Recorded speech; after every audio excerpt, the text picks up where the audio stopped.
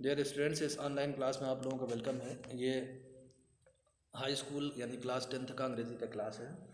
हम लोग प्रोज का तीसरा लेसन पढ़ रहे थे द गंगा, जिसमें हम लोगों ने कुछ पैसेज पढ़ा था। और बात ये थी कि राइटर ने जवाहरलाल नेहरू ने यहाँ पर अपनी विश यानी अपनी वसीयत, अपनी विल इच्छा बताई है। और उन्होंने बताया था कि अगर मैं विदेश में मरूँ या कहीं भी मरूँ तो मेरी बॉडी को जलाकर और उसके बाद जो अस्थियाँ हैं वो अस्थियाँ इलाहाबाद में भेजी जाए, एक मुट्ठी गंगा नदी में बहा दी जाए। बाकी क्या करना उन्होंने कहा मैं आगे बताऊंगा उसको।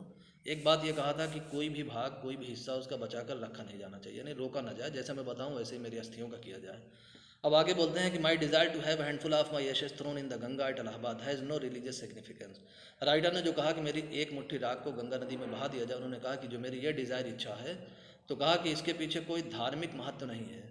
इस वजह से नहीं कह रहा हूँ कि मतलब गंगा एक पवित्र नदी है या हिंदू धर्म से जुड़ी हुई नदी है और मैं हिंदू धर्म का मानने वाला हूँ, तो इस वजह से नहीं, बल्कि कहा क्या कि यानी उसका कोई रिलीजियस सिग्निफिकेंस नहीं है। फिर क्या वजह है जो उन्होंने कहा, वजह बताते हैं।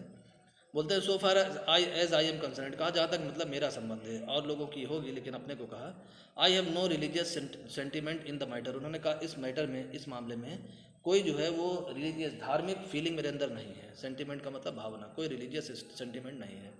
आई have been attached to the Ganga and Yamuna rivers in Allahabad ever since my childhood. उन्होंने कहा वजह उसकी ये है कि मैं अपने बचपन से इन नदियों से जुड़ा हुआ हूँ। इलाहाबाद के दोनों किनारे पर बहने वाली गंगा और यमुना नदी से उन्होंने कहा कि मैं बचपन से जुड़ा हुआ हूँ। As I have grown older, और जबकि बोलते हैं कि अब मेरे मतलब काफ़ी उम्र हो गई, बड़ा हो चुका हूँ, तो जो मेरा ये अटैचमेंट, जो जुड़ाव है, जो लगाव है, जो बचपन से जुड़ा हूँ, हैज़ आल्सो ग्रोन, ये भी काफ़ी बढ़ गया है कि जितनी उम्र है उतने सालों से इन नदियों से मैं जुड़ा हुआ हूँ।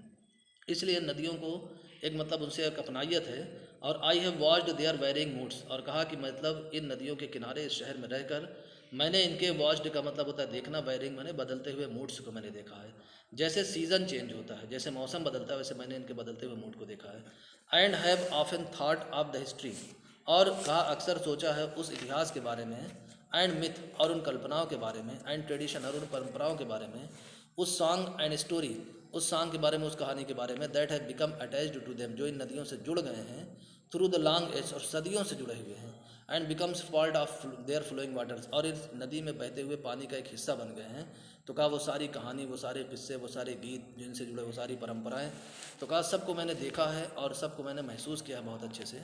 The Ganga specially is the river of India. अब उसके बाद आगे अपनी उसी पहली वसीयत के बारे में बताने के बाद इस नदी के बारे में थोड़ा सा बताते हैं, इसीलिए लेसन का नाम ही गंगा है।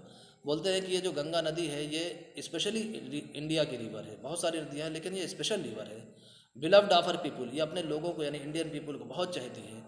Around which are intertwined her racial memories, जिसके चारों तरफ ढेर सारी यादें जुड़ी हुई हैं। हर होप्स, उम्मीदें हैं, फियर्स, डर है। सॉन्ग ऑफ ट्रम्प यानी सफलता के गीत हैं। हर विक्ट्री जिसकी विजय है, हर डिफीट जिसकी पराजय है, सब इससे जुड़े। इस नदियों ने, इस नदी ने पूरे मतलब ये इस देश के इतिहास को जैसे अपने अंदर समा रखा है। She has been a symbol of India's age long culture and civilisation, ये इंडिया की यानी युगों युग पुरानी, एज लॉन्ग बहुत लंबी पुरानी संस्कृति और सभ्यता का एक प्रतीक है, एक निशानी, एक सिंबल है ये इंडिया के उस प्राचीन कल्चर की और सिविलाइजेशन की। ईवर चेंजिंग, ईवर फ्लोइंग, हमेशा बदलती रहती है, हमेशा बहती रहती है, फिर भी ईवर द सेम गंगा, हमेशा एक जैसी गंगा रही है। तो बताया क्या कि ये नदी जो है, शी रिमाइंड्स मी, ये जो नदी है ये मुझको याद दिलाती है of the snow covered peaks, किसकी याद दिलाती है? स्नो कवर्ड, बर्फ़ से ढकी हुई पीक्स माने चोटी, बर्फ़ से ढकी हुई उस पहाड़ की चोटियों की याद दिलाती है। क्योंकि गंगा नदी जो है वो हिमालय में गंगोत्री से निकली हुई है। तो ये नदी जब देखा तो नदी का ओरिजिन याद आया। तो ओरिजिन कहाँ से? हिमालय पर्वत से निकला है। तो बर्फ़ से ढके हुए पहाड़ की चोटियाँ इसको याद दिलाता है ये। And the deep valleys of the Himalayas, और हिमालय की वो गहरी वादियाँ जो है उसकी याद दिलाती है।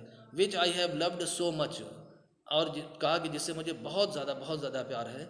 And of the rich and vast plains below, और इस नदी को देखकर यानी ये नदी रिमाइंड कराती, याद दिलाती है वो विशाल फैला हुआ जो उपजाऊ मैदान है।